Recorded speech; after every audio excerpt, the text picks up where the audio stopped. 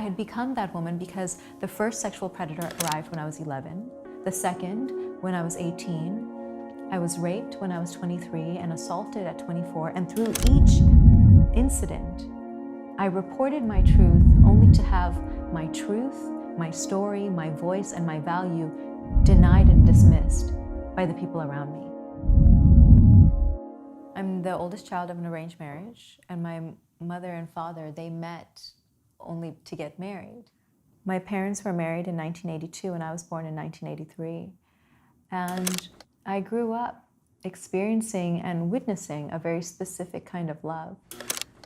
My father is brilliant, he's a scholar, and I was taught that brilliant men, but perhaps men of any kind, they require and deserve emotional allowances. My father worked tirelessly to give my siblings and I a prestigious, very expensive private school education, and the domain of raising the kids, cooking, bathing, feeding, and taking care of the social harmony in the home, that was my mother's domain. And we were supposed to orbit around him and his well-being and his needs and his thoughts and his opinions. I was shown through my mother that the way to be an ideal woman, daughter, or partner was to continually bend to the desires of the man in your life. To bend, rationalize, forgive, be compassionate, sometimes even to the point of self-sacrifice and self-harm. And so I grew up with a mother who was silent with sorrow. We grew up parallel, we suffered in parallel, and we starved ourselves emotionally and physically in parallel. She shrank, and so I learned to do the same. And so years later, I unwittingly recreated an uncanny replica of my parents' marriage. Because I was carrying so many unhealed wounds, I began to attract precisely the kind of partner that would be attracted to that kind of person, a person who was just made of empty space. And soon enough, I found myself in an abusive marriage. I met the man who became my husband when I was 25, and within months, we knew we were going to get married, and we got married. I was basically a black hole of a person. So to be devoured by him, he wanted every single part of me, and his larger-than-life personality demanded all of me, and that actually felt really comforting because I didn't know who I was. All I had ever wanted was to be valued and wanted by the people in my life. Initially, his ravenous desire for all of me felt like I belonged to someone. But lo and behold, his devouring lust became his lust for control and dominance. He started policing my clothing. He would tell me what to wear and what not to wear. He started buying me big, bulky sweater dresses to cover me up.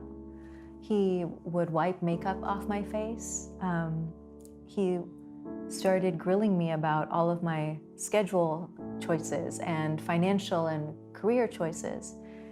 And everything hinged on his desire for dominance and to feel superior. What was really interesting is that for the longest time, it didn't bother me. It didn't unsettle me because it felt like home. It felt a lot like the love I had seen between my parents.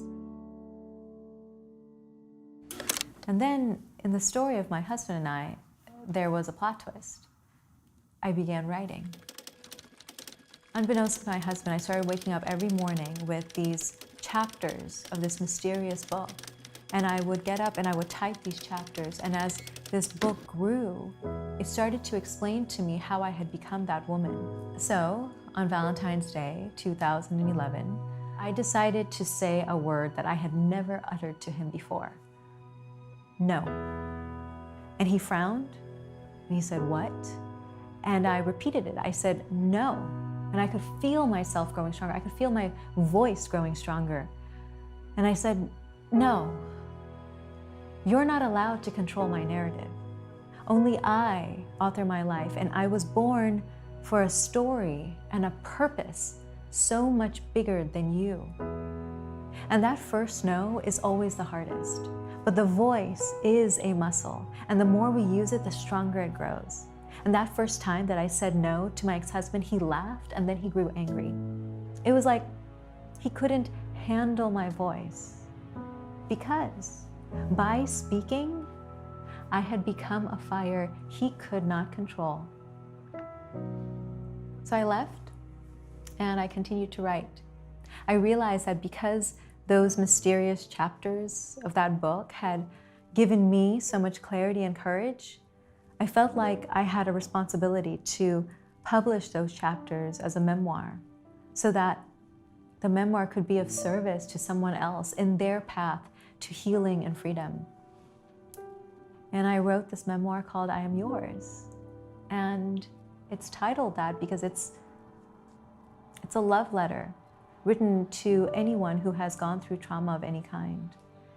I actually heard Reema's voice before I read a word that she'd ever written.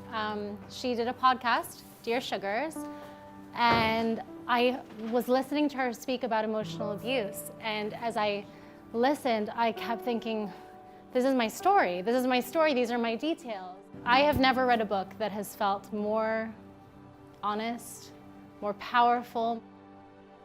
I wrote I Am Yours to provide the words of healing and love I wish others had known to give me when I was a young woman in an abusive marriage, when I was assaulted in my 20s. Especially women, especially like Desi women, how do we hold people accountable for their actions without just removing ourselves? I was told that boys will be boys. I was shown that in this world, the promise of justice often fails to inform the reality of justice, especially if you're brown, especially if you're a woman, especially if you come from a Muslim country like Bangladesh. I wrote this book for the same reason that I speak in the world, unapologetically. Every time I speak, another silenced voice hears that their story matters, that their voice and your voice and my voice, we are all important. We all have a place and belonging in this world.